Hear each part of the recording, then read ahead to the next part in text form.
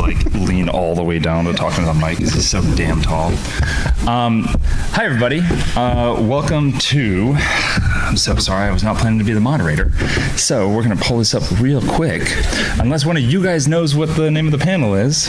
Darkness versus the Light, the line between fantasy and nightmares. Fantastic. Welcome to Darkness versus the Light, the line between fantasy and nightmares, where we are going to be discussing the line between, I guess, fantasy and nightmares, or rather, how much horror goes into a story before it can be considered horror.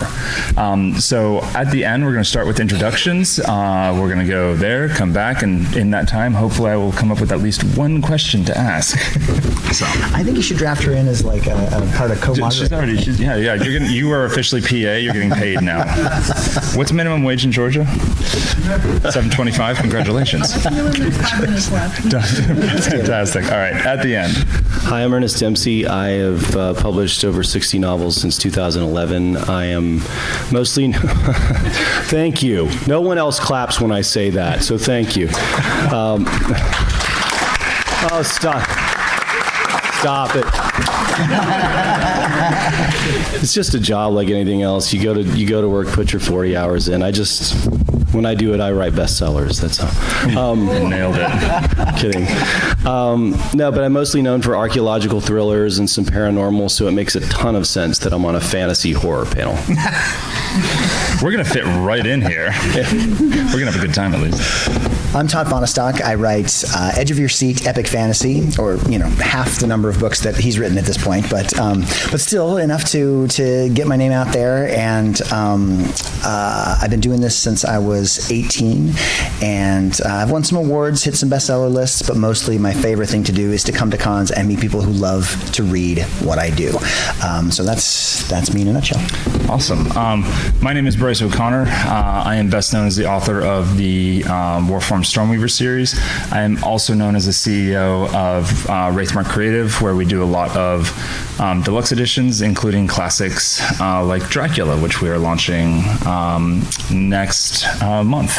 I think that covers us. So we're going to get started just kind of with a basic question so that I can scramble and find more stuff to talk about, which is, so you were saying that you're not too much in the horror space, but everyone at some point has been exposed to horror in one way or the other.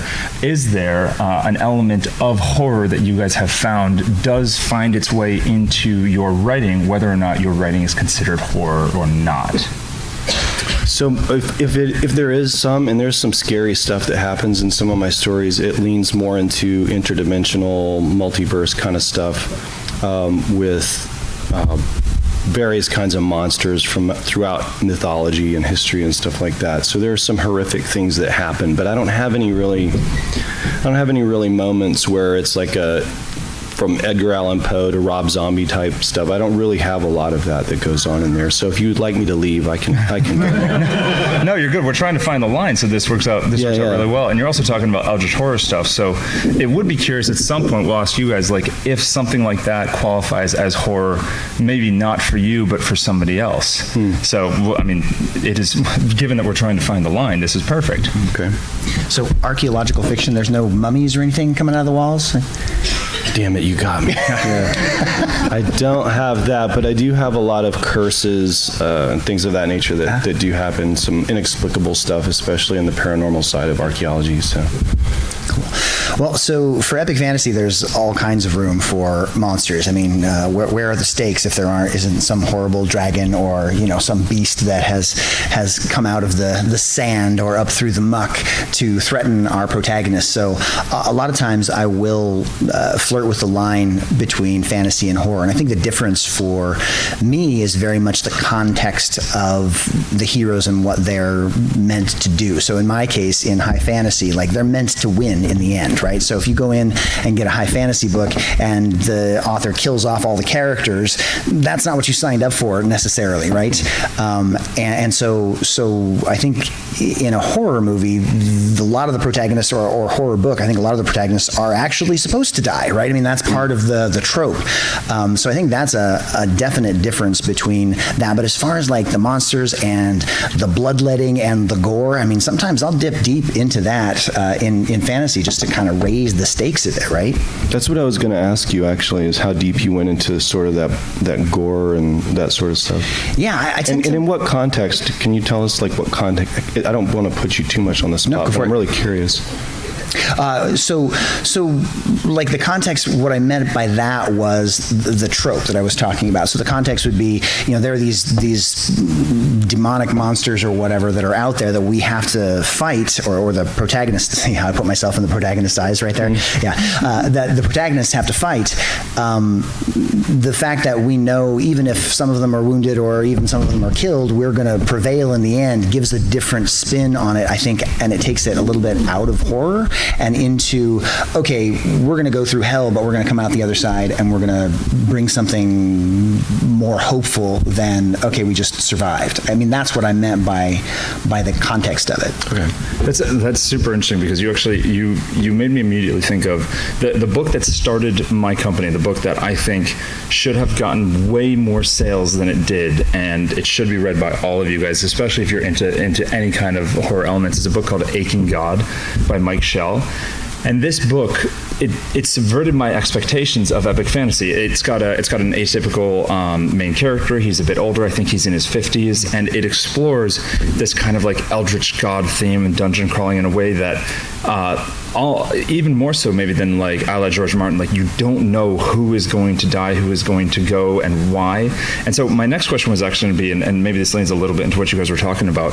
So for me, I'm listening to you guys talk, and I'm trying to kind of think of like are there elements of horror in my own stuff, and are there elements, because I hate horror. Like I literally got nightmares off of E.T. This is not a joke.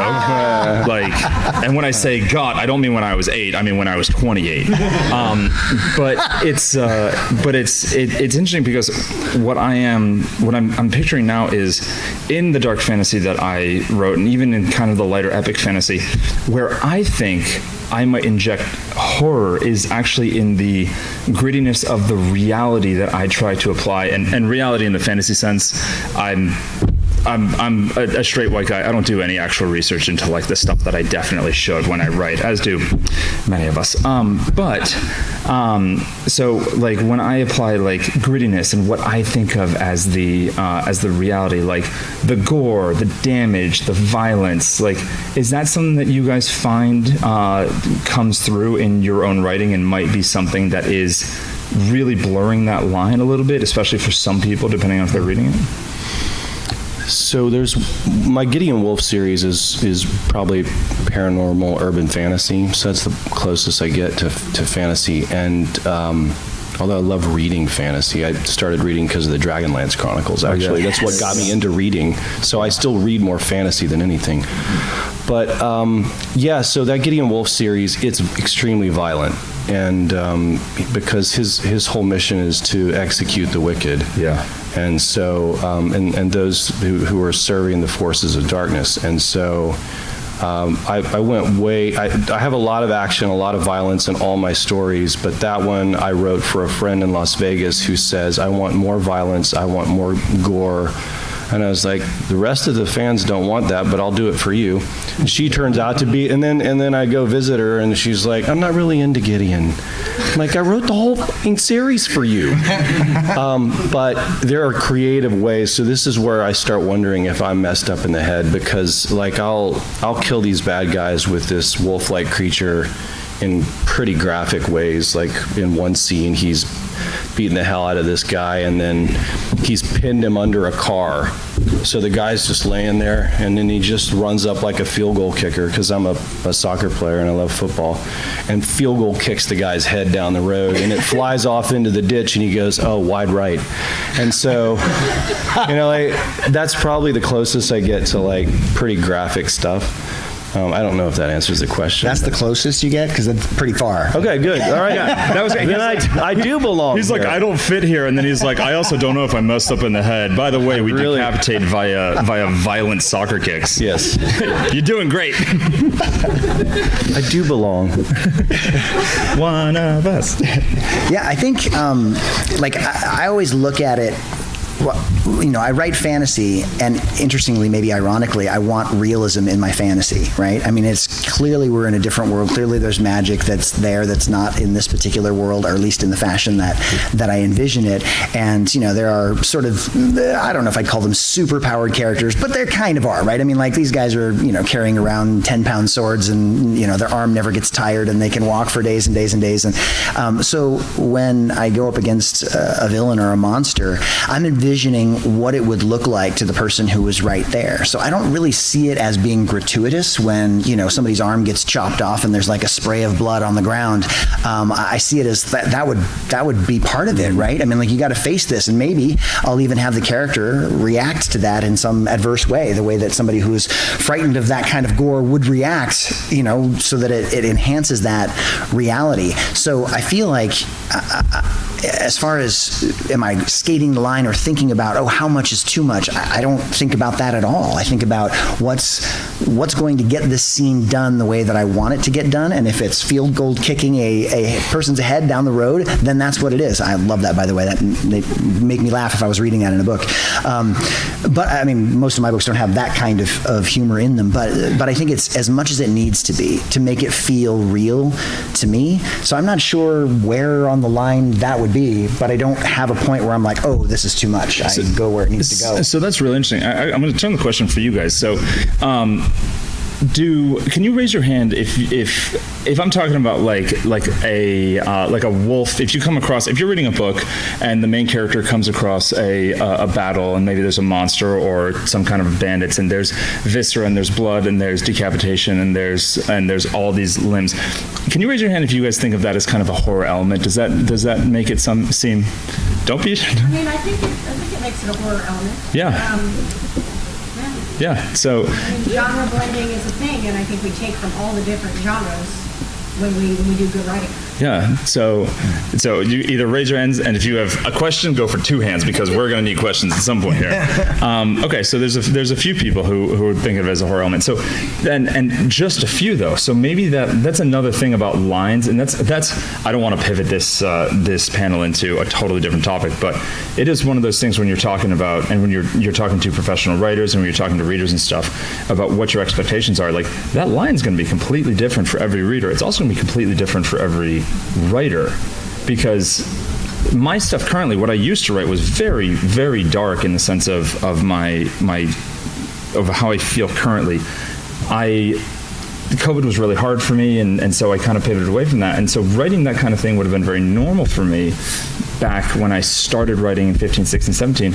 But now I write like adult accessible YA that's a bunch of teenagers having a good time in military school. So just like thinking about the line, do you guys think that, like, what are your thoughts on if there's a thing that you're considering trying to do, or if a thing that you are considering or that you are worried about if you're applying in your writing, is how much do you guys think about the individual readership versus just what it is that you guys want to put into your writing?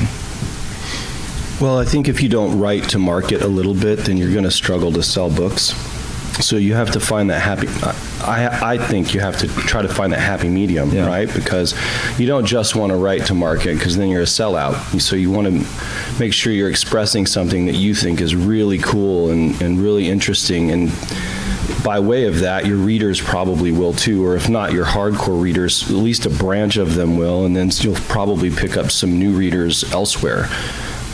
So yeah, there is some, like, got to toe the line, I guess, a little bit, and I'm not sure that is kind of what you were asking, but that's how I see it. I do think there are certainly some elements to some stories I've done where there is that horror aspect, where there is a mysterious killer coming after people. Yeah. And so, like, it just depends, depends on your definition of horror. So for me, fantasy is easy to define. Yeah. But horror seems like, I know there's different branches of fantasy, but with horror, are you talking about Saw or Hostel, or are you talking about, because I've certainly included elements of like something like Hostel in my stories, right? Because I use a lot of conspiracies, and a lot of those lead into like horror style things like Hostel. Or are you talking about more traditional stuff like Nightmare on Elm Street or, Friday the 13th stuff or everything in between? So there's a lot of room, I think, to play with it, and you can include it in almost anything. Yeah, the thing that you're talking about, the way that I kind of describe it is, if you're writing something and you're looking for success in writing, the best way that you can put it. I don't really love the term "right to market" myself, even though it's commonly used. I don't either, but yeah. But it's the commonly used one. But the way that I really like to think about it instead is, first of all, it's your goals. If you're looking to make $1 million in writing, first of all, get out of writing. But second of all, like if that is your goal, then you do have to focus a little bit more on, in that direction of like, what is something that might be a little bit more applicable. And the way that I think about it, which we're still in, I swear this comes around, is you take that dial of like what everyone is comfortable with, like if it's the shower, it's that perfect temperature, and you twist it just enough so that it still feels like it's in a comfortable place, it's accessible, it's what people are used to, but with a twist. Dungeon Crawl Carl is a perfect example of this. Has anybody here read DCC? Yes, fantastic. Has anybody here not read DCC? Okay, first of all, you should change that. It's a fantastic series. I know that like, oh, it's so hyped up, like I don't know if it's that good. It is genuinely that good. It is the first series that I have ever DNF'd because it was so good. It was affecting my own writing. It's just awesome. But what Matt has done, including horror elements, is he's taken something that people are really comfortable with and really interested in, which is a little bit of that Squid Game mentality, a little bit of that rush, that survivalship, and twisted it into this comedy horror sense. And I think that, to me, I think that's kind of like how I would echo what you're saying, is especially if you're interested in writing horror into your elements, is can you find a way to find the comfort zone, the thing that you think people will like, and twist it in a sense that you are enjoying it, and also you're applying those horror elements. This is fascinating. It's making me think about like how I want to like shift my own stuff if I want to age my writing up. Yeah. And same. And here I am, nothing. Guys, we're done. We're going to brainstorm.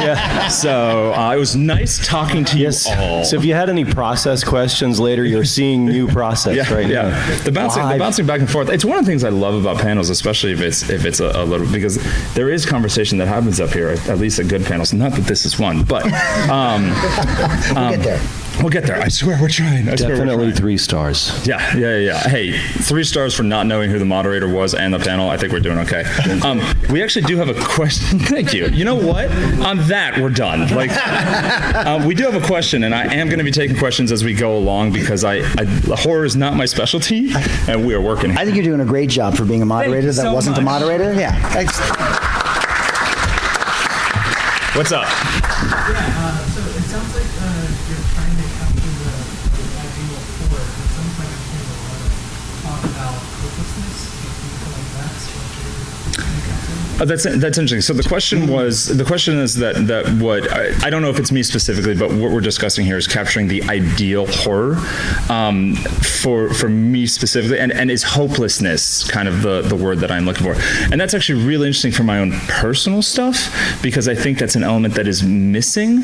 What do you guys think? Like, is hopelessness within epic and high fantasy actually, I think, might be a very good way to instill tension. And absolutely. In fact, it's sort of like one of the beats that you try and hit, that notion that whatever your hero is doing and wherever they're trying to go. I mean, I talked about the tropes earlier about for high fantasy, you want the heroes to win ostensibly in the end, as opposed to dark fantasy, which would be, George R.R. Martin, the protagonist apparently gets his head chopped off at the end of the first book, and we were completely like, oh my gosh, what's that about? But in high fantasy, it's the other way around. So in order to do that effectively, you got to take them someplace that's pretty rough before you get where you're going, right?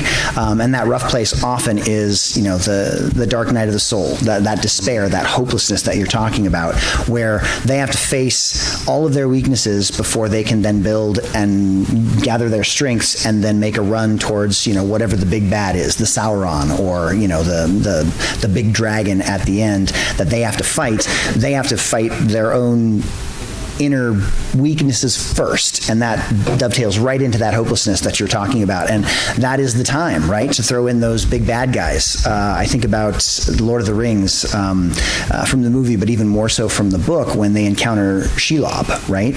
And they're tired, they're hungry, they're thirsty, they're weak. They're these little teeny tiny hobbits that are trying to sneak into the most dangerous place in the world. And all of a sudden they come across something that is so dangerous that the dangerous people they're going to try and get through won't even go near it, right? Like it is that moment of hopelessness. And once they get past that, it changes the nature of the characters, right? Because they've gone through something that even an orc wouldn't dare go through, right? So that hopelessness, I think, is absolutely a key component to creating, at least in high fantasy, an effective story. I can talk a lot about hopelessness because I'm an Atlanta Falcons fan. Is that the one with the pointy ends? Is that the ball with the pointy ends? Okay, yeah. Yeah, just to sort of echo what he said. I think you said it perfectly. You want to try to put your characters in a situation that seems insurmountable, and you want it to reveal something new if you can about who they are, and maybe they're developing a new strength, or maybe they're leaning on something that they learned a long time ago, or what. So for me, a lot of times it might be a cave that they're exploring for an artifact, and then somebody blows it up and there's no way out, right? Or different situations like that. But you can apply that to any genre. It could be fantasy, horror, it could be anything. And I think if you're an aspiring writer or you're just curious, I think that it's something that you should definitely focus on, because you always want to challenge your characters. If it's not challenging, then it's too easy, and the readers don't like too easy. So someone in another panel asked me about a similar question. And I said, they said, how do you know if you're doing it right? And I said, I know I'm doing it right when I'm spending an hour or two trying to figure how to get them out of this situation.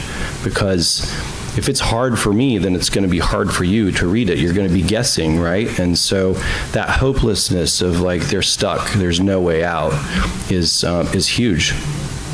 I'm really genuinely enjoying this panel because who here is either a writer or an aspiring writer? Awesome, cool, a good number of you, and the rest of you guys, welcome.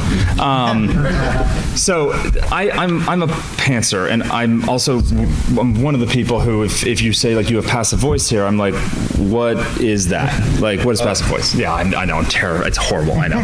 My editor wants to kill me. No, I understand. Okay, thank God. And this is really, really interesting because you guys are talking about using hopelessness as a tool in a way that I don't think I've ever deliberately applied, it's just fascinating being on these panels because it's cool talking to coming to cons. You come to cons in order to talk to people and meet people and make connections, and it's really cool talking shop in this way because despite the fact that I have used hopelessness as a tool, it was never deliberate. And now, even the project that I'm working on right now, one of the things I'm struggling with is applying tension. I write 320,000 word books about kids in high school. It's Harry Potter, except.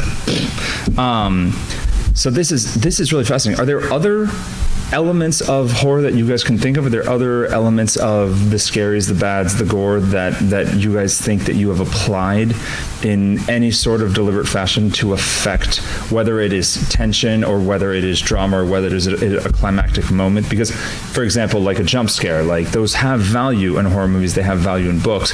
Are there any other tools that you guys have applied? I can think of one right off the top of my head that I almost cut out of the book that ended up being a favorite of the readers. So in this book here, Khyven the Unkillable, there's, I don't know if anybody can see this, but there's areas on this map that are dark where it's just absolute complete darkness, blackness, right?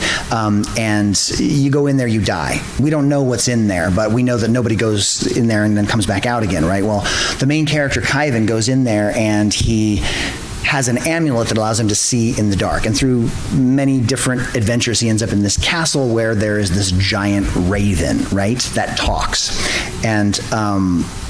And this raven, the embodiment of horror that this raven has is very subtle. He doesn't come in the room clawing and and squawking and that sort of thing. He's just a presence that tends to suck up all of the hope in the room, right? And he doesn't do anything except make sort of offhand comments about how much he'd like to eat you. And he doesn't and in the end, he doesn't actually eat Khyven, but ends up becoming this sort of strange advisor and almost benefactor that does literally want to eat him, but isn't for whatever reason he's come up with in this moment. So it could change from moment to moment. And that device, I think, is very much a horror device of this thing existing in your presence that could devour you at any moment, but isn't right now. Maybe in a very whimsical sense, right? And I, just as an aside, like when I got done with that character, I was like, okay, this is like a dark Big Bird, and I'm taking it out. I'm taking it out of the novel. It's really ridiculous, and I'm going to remove it, right? And then I gave it to a couple of beta readers, and the one thing they said was like, oh my gosh, Ravalos is the best. So it just goes to show you, sometimes we as writers have no idea what we've put out there that people are going to enjoy, and we think it's like the ridiculous part of the story. But in the end, it ended up being a very good horror device that you go to this castle, you know that guy is there, and it's always going to be a threat. There are some questions. I don't have anything to add to that, but I would like to see someone next year do a cosplay of that character and walk around here and say, I want to eat you. I would love to see that. It's interesting. So there were a few questions. Real quick, just to add to that, the image I have in my head is a bloody sword of Damocles. Is like a really kind of gross, horrifying like sword that's hanging above you that could drop at any moment. Right. That's super interesting. Applying a writing tool in that sense that's deliberately kind of angled to have that creepy, dangerous. I'm really enjoying this. Okay, so when you're studying different genres, they talk about the core themes of that genre, and the one that I've heard brought up the most for horror is confronting death. And that's what that made me think of, Todd, because that's like this looming death that is there present, you know. Yeah, and one of the things that I love about that character is that you usually you have a character, and let's say they're threatening at the beginning, and then they become your friend, and then they're your ally, right? Well, I keep dipping back into that well. Like later, you'll see Ravalos walking through the castle and is like, I don't know why I let Khyven go that one time. It was interesting. It was a good conversation, so I suppose I enjoyed that. And he's not the first human that I've let live. There was that one girl who ran away from her marriage. She was being married to this, old baron, and she ran into the Noctum, and I found her there, and we had a most pleasant conversation. Nope. Wait. No, I did eat her. So that's not a good example. And then he goes on to talk about another person that came in, and then he's like, no, I ate them as well. So like reinforcing that notion that this decision not to eat him isn't a permanent one. It could change at any moment. That uncertainty is also really interesting. You brought up Game of Thrones, which is a really good kind of. I was gonna talk about The Witcher, but I think Game of Thrones it works just as well, if not better. There are moments in Game of Thrones where you find comfort. There are moments in Game of Thrones that you're like, wow, that was only to be snatched away. Yeah, and then it's right? and then it's just jerked away in the most like horrifying ways. So that's really interesting of like keeping that wave of discomfort of kind of hopelessness that you were talking about.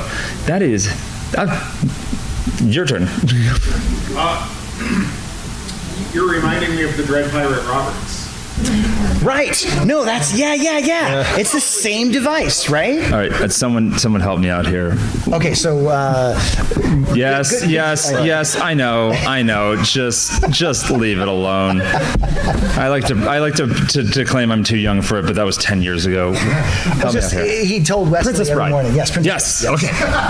I didn't know you were asking for the name of the movie. I was like, which scene is no. Okay, I need you to because I've never seen it. Yes. Sorry. So collective gasp. Speaking of horror. Okay. There we go. All right, so let's get a screen over here. This just turned into a showing. But so let's pretend I'm not the only person in here who hasn't seen it. Can you Pretend guys talk all you a little want. bit about that? Yeah. There's got to be one other person. I'm picking. My man. Watch it. He's definitely seen it. He's just backing me up. I appreciate it. I will pay you later. I will pay you. Okay. Does that count? Because I've seen YouTube clips. Like, yeah. Watch it and he fell asleep. See? Ostracize him. It's all the smartest looking men in the room. It's just, Speaking of Game of Exile for you. Shame. But actually, would you mind kind of going to the Dread Pirate Roberts a little bit, just to kind of, for those of us who are uneducated, Oh, just that, maybe like... Wesley gets picked up by the Dread Pirate Robert. His ship gets attacked, and he's the only one left alive. And Dread Pirate Roberts essentially every morning or every evening says, "Good night, Wesley. Good work. I'll most likely kill you in the morning." And for what was it, a whole year he kept saying that, and it was a great time for me. I was learning fencing, fighting, anything anyone would teach me. Apparently, I can quote this whole movie just straight. It's brilliant. Keep going. So it was this supposed axe that was going to fall, and eventually he realizes that the axe is not going to fall. He's being groomed to be the next Dread Pirate. Oh, so it really is. It's just when I say the Sword of Damocles, does anyone not know what that means? Just so, and it's okay if you okay, all right, fantastic. We don't have to explain it. So it's really cool thinking of that like as a tool to maintain tension in a way that is not necessarily like The Princess Bride. I know from YouTube clips is not a horror movie, other than that one moment. Stop saying that. I know about the horse, so you know what? That's about it. But it's really interesting. Just going, not to harp on the one thing, but it is really interesting, like that element, which I think is something that's very common actually in fantasy and high fantasy. So for me, I have these archons. I have this mystery kind of alien race that humanity is at war with off in the distance. Don't ask me what they look like. I don't know. I'm a pantser. But they are constantly there, and they are constantly this imminent threat. And like, just, I don't know if I would want to do it because it's not the style that I'm writing, but it is very cool to see it as kind of this thread that I could pull on to be like, you know what, let's increase the tension. Let's have a moment of respite be interrupted with a massive, awful planet gets destroyed, something like this. And then kind of like wavelength that in. I'm literally like writing this in my head as we go. This is really interesting. Okay, there's another. Yeah, you had a question. Oh, yes. So we're talking about the bad guy that is actually the good guy. I was wondering about the reverse, where you've got someone that you think is a good guy that becomes the horror.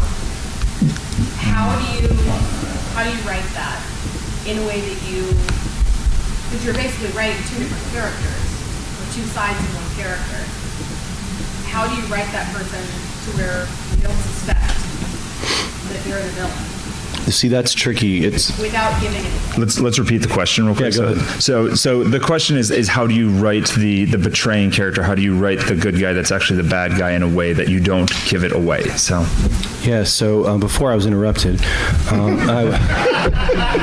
you know what? You be moderator. I don't want to do it. I don't want to do it. Make me spit water. It's tricky, but it's very common in my genre. It's across all thriller genres, right? We do that a lot, and you have a guy or a girl or whatever that's helping. It seems like they're helping the protagonists along the way, and then all of a sudden it turns out that they're the bad guy at the end. The trick is not showing that hand too soon. And it's happened a few times, not very often, but every now and then I'll get one reader or two. They're like, I knew it. And I'm like, well, that's okay. I mean, that's cool. They still enjoyed the story, right? So I challenge myself, like I said earlier, making it hard to get out of situations. I challenge myself to go, like, how far can I take it to make it look like this person's an angel and not a demon? But I love doing that. I love the challenge of it. And it keeps them guessing the whole way. And if I start having trouble figuring out how to do it, then I'm on the right track. Because then if I'm having to work harder, then they're going to work harder to guess. So I hope that answers. So I've got a couple examples for you of different stripes. One, well, I think they're both from this book, and one of them is you come from the perspective of this little girl. She's like 7, 8 years old, and she's very lonely, and she wants a friend, right? That's all she wants. And at some point in the past, because she hasn't aged since it happened, she got infused by this magical energy, and she can essentially create automatons out of real creatures, right? So a raven, she could touch a raven and it would turn into this sort of mechanical raven, and it sucks its life force out and then imbues it with this ability for her to control it and keep it near her. So at first, from the perspective of this child, you're like, oh, this poor thing, you know? And then she goes up, she's like, you know, will you be my friend? And she touches this seal, and the seal's like, ah, you know, and it starts to turn into this thing that then becomes a slave to her, and she goes around with this little army of mechanical little toy, you know. But my point is, at the beginning of that, you think she's either a victim or something like that, and then you realize she's probably the deadliest thing around, and maybe not a villain so much, but definitely a villain so much. You know what I mean? Just by dint of how she is. And then the other example I had. Actually, this is the third book in the series of this, and our hero, Gray, has been the actual hero for the first 2 books. And one of the things that happens, not to throw any too horrible spoilers out there, but the girl that he's in love with dies at the end of book 2. And he's so powerful at this point, because he's on kind of like a godlike track. He's getting more and more power as he goes along, and he doesn't want her to die, so he undoes it. But the problem is, she was possessed in book 2, and she did all these horrible things, and she wants to die. And so this relationship starts between them where she's trying to kill herself, and he just keeps bringing her back, right? And you start to see this protagonist that we followed all this time as such a good guy, and in his mind, he's doing the right thing. It's like she doesn't really want to die. She's confused or whatever. But then we flip to the perspective of her, and imagine what kind of a horrible hell of a prison that would be. The person that's supposed to love you the most will not let you go, and he's got the power to enforce his will upon you over and over and over again. And so he's still supposedly the good guy, but it really starts to make you question, what, you know, can he still be a good guy and do that over and over again? Like, he's totally taking away her autonomy. So that was another example that I could think of how to write somebody who's a protagonist becoming essentially the villain and still at the same time being the protagonist, right? All right, so 3 things. First of all, I saw that. You're a cool dude. Second of all, the whole reanimate / animate / zombie thing. I've never heard of someone doing that to a seal, and I love that. And also, all I can get in my head right now is that one gif of the seal going bloom bloom bloom bloom, except it's like fully automated and kind of terrifying. I'm going to go in a completely different direction, which is I'm shit at that. Like, I am so bad at that I have never, not even successfully, but when I have attempted to create a betrayer or a bad guy like that, they either end up dead or they end up actually being a good guy in like some reverse role, because I think I said, like, I'm a pantser, and so I'm writing out the movie that these characters are. Did you guys ask what a pantser is? Okay, I'll answer that in a second. Yeah, no, that's Good question. Sounds Yes. like you're pulling people's tips. Yes, well, We do also do that.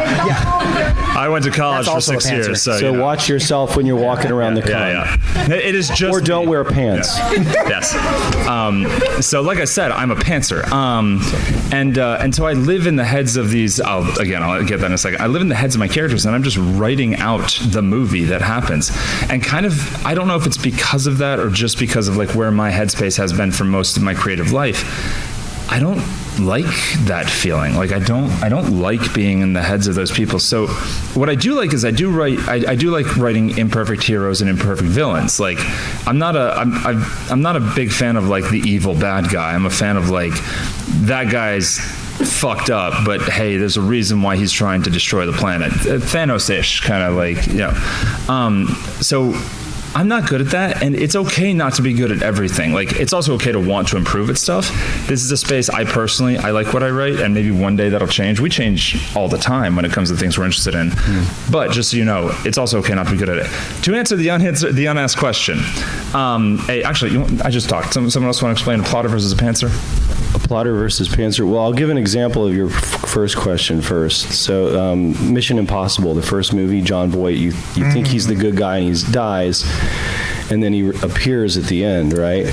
That's that's an amazing plot twist, and it's exactly to the point of what you said. So then you say, well, I can do it that way. What are some other ways I can do? As a writer, you look at that example or others and say, all right, that gag was done. What's the next gag? And then you get creative with it. Plotter versus pantser if you're plotting, then you're doing a lot of planning, a lot of outlining. You do a lot of story beats, chapter beats, action beats. You dive deep into your characters, whereas a pantser tends to go a little more creative and free with it. It doesn't mean a plotter is not creative. It's just that they're more detail oriented going forward, whereas somebody like me, and I'm not sure about you, because some of us are different in how we pants it, but for me, the stories that I do a very thin outline. It's like a scene map, right? And that's my backyard fence that I can play within. But I can move that fence around sometimes, but usually, just as long as I know where the story's going at the end, I can drive that car all over the place, and it turns out better for me. So my worst reviewed book was the one I planned the most, and I spent the most time trying to perfect and get right. Whereas if I just let, wherever I'm downloading these ideas from, if I just let them flow through me, it sounds I know it sounds woo-woo, but like the best stories I've written are ones that I'm seeing in my head like a movie, and I'm just describing what I'm seeing, right? And so, yeah, I'll do some chapters here and there, like this needs to happen here, just to keep the pace going, because I love pacing. But that's kind of just it. That's the biggest difference, I think, between plotting and pantsing. You can tell me I'm wrong and to fuck off, but I love if you ask like a plotter the difference between a pantser and a plotter, you're going to get a slightly different. And I'm not. I'm a pantser. We're all three pantsers here, so Thank goodness. But like, I just love that it's if you're a plotter, you like really rigidly doing it, and if you're a pantser, you get more creative flow. And if you hear a plotter explain it, it's like, okay, so with a plotter, you get all of the story elements instead of just whatever. I'll throw it. Right. It's really cool to hear the different people define plotter versus pantser. And there's no wrong way to do it. There And to give you a very concrete example, a very good friend of mine, Luke Schmelenko, writes a 50,000 word outline and then basically fills in the blanks. He's like, I have written the book in literally the abridged version, and now I'm going to create the paragraphs out of each one. I don't know what happens next chapter. That's what a pantser is to the nth degree. If I have written out like a little bit of like, oh yeah, Ray probably gets stronger, cool. That's the extent of it. I think everybody's actually a pantser, and plotters, they're just slower. Right, yeah. Guidelines is a strong Spoken like a true word. plotter, sir. Yeah. You say that. It takes me 3 years to get a book out. No, it's not true. I mean, that's totally a joke. I think pantsers oftentimes take more time because they run down the road for 70,000 words and realize this is the wrong frickin' road, and I gotta go back. Side note, do you have leather toe shoes on? I do. I noticed those. Those are sick. Anyways, next question. Okay. Yes. I was doing like a reverse shift is kind of the way to kind of set up horror, like having a character that seems almost superhuman, I guess only gets its next chapter down, something like that. So I was kind of wondering what's the best scene you guys have written or read that kind of did that really well? Yeah, so the question was that an abrupt tone shift, like someone that you have a lot of faith in, very strong, it suddenly gets their neck snapped. So again, Game of Thrones does this a few ways. Superman dying, which has happened like 7 times, so it's a little bit less. But and the question was like, what is a scene that we have done that? Like that? What is the best scene that we have done that in? Yeah, so in one of my Sean Wyatt novels, I lead you to believe that I just killed off the main character. So there's another scene in a different book where the female lead is they're in a romantic relationship with Sean Wyatt, and they're searching for this mysterious artifact down in Australia, and they're at this location, and then all of a sudden a sniper shoots her in the chest, and she falls in this river, and it's crushing. Right, like it's absolutely crushing to him, and the readers, like the emails I got, and they're like, "You son of a bitch, you made us think she was dead." Like she comes back at the end, like these Aboriginal guys help like revive her with some sort of shaman type. Medicine man type, so very woo-woo. I'm very woo. But yeah, that's the 2 that I've done. But the one that I really enjoyed watching was Neo in Matrix when that happened, because you're like, yeah, it's a very, it was a cool kind of like, here's the Messiah, and then, oh shit, he's dead. And now who's going to save us, right? And then it comes back. So I got two examples here. Do you want the inspiring one or do you want the sad one? Yes. What is wrong? I'm in control here. The answer is both. Everyone You gave me control. My buddy earlier was like, everyone looks so happy here, and they're just, and now you're, give us the sad shit, man. I don't want to go out of here crying.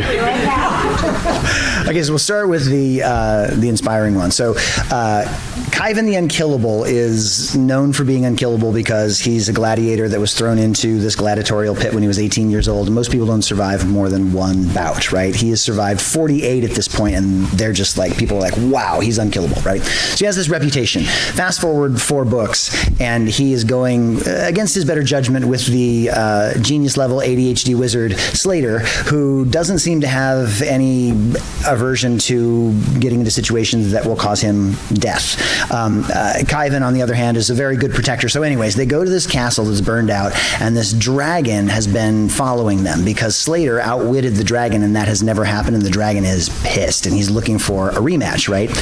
So he shows up, and before he shows up, they're exploring this castle that's burnt out, and there's like all these holes in the floor, and he's like asking Slater, what were these? He's like, I think my father had, these different catacombs underneath. Anyways, so the dragon shows up after Khyven has been trying to get Slater to leave because dark is coming. He's like, and this dragon is following us. We need to be out of here by the time it happens. It's too late now.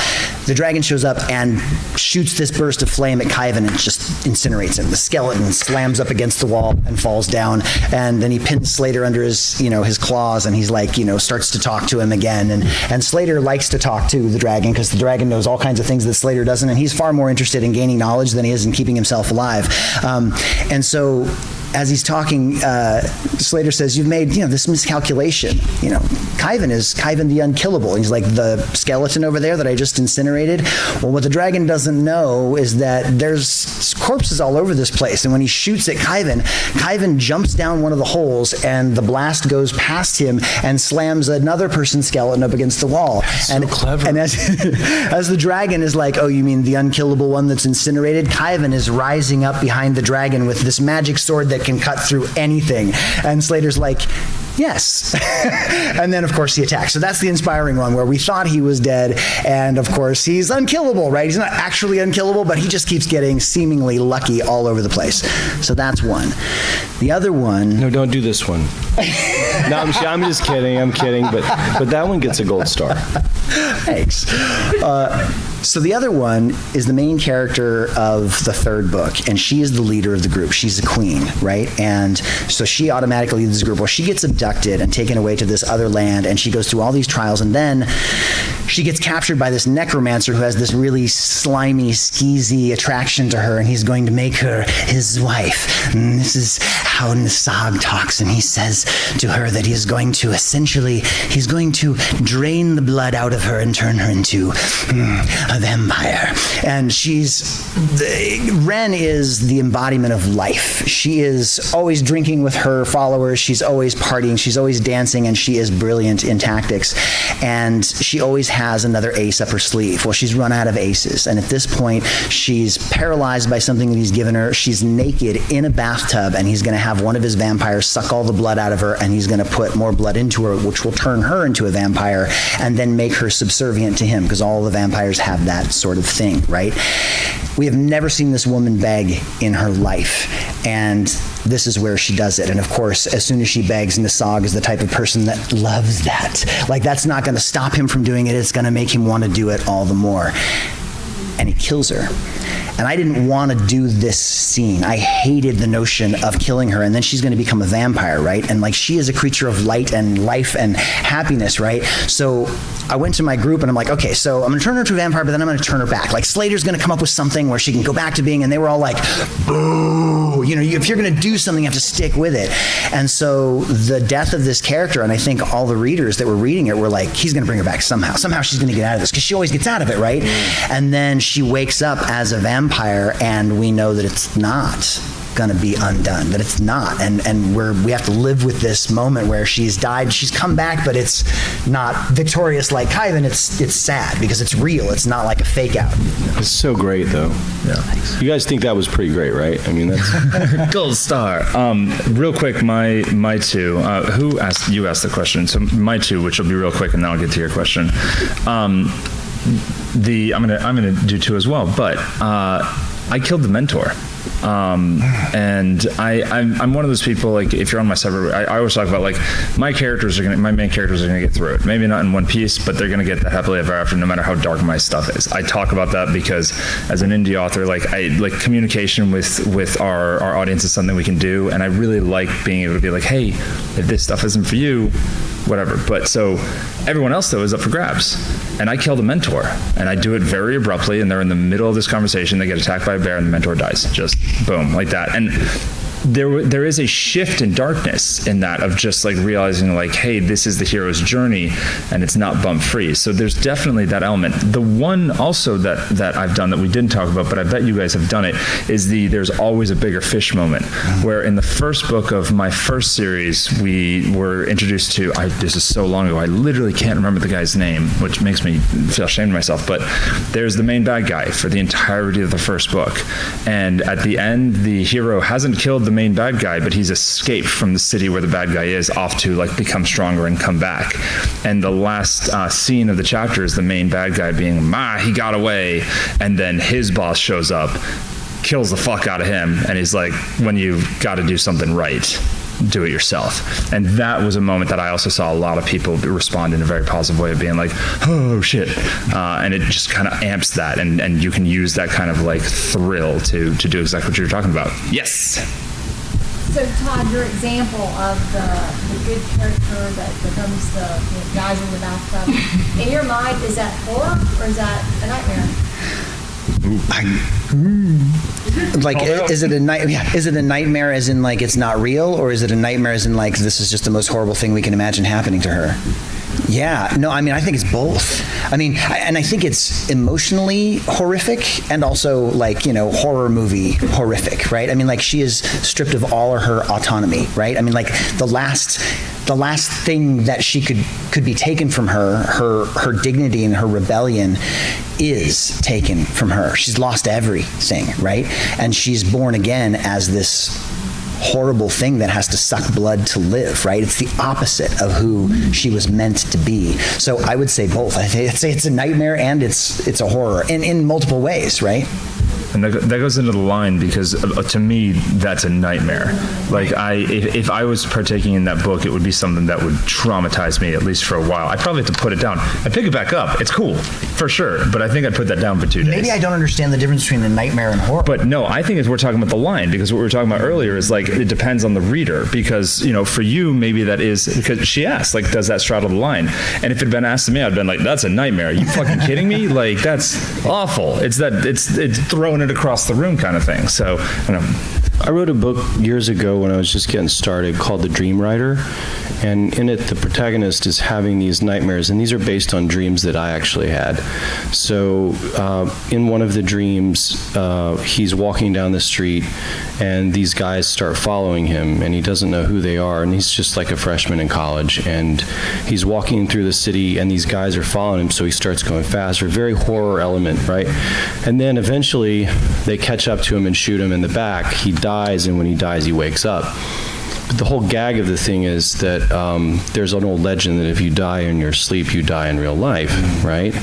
So he wakes up, and then he has this other nightmare where it's another one of these cloaked figures. He can't see his face, and this guy's chasing him. He runs to the top of this building, and at the top of the building, this character pushes him off, and then he wakes up again, right? And he doesn't understand why this is happening, and it happens a couple of different ways. And then eventually eventually he's face to face with one of them in a forest near his university, and he thinks it's real. And the whole idea of this story is that when you go to sleep, your subconscious travels to other dimensions.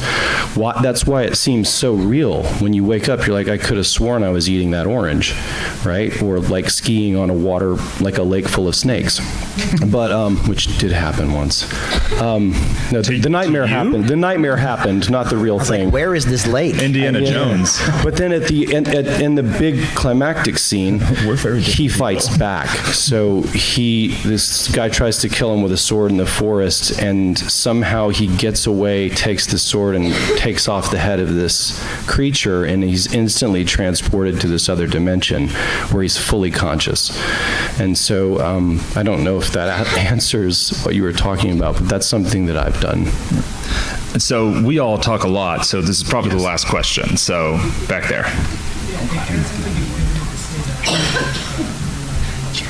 Sorry, could you speak up just a little bit? Yeah, it sounds like you're kind of committed to saying that horror is more of a pervasive sense of vulnerability that doesn't go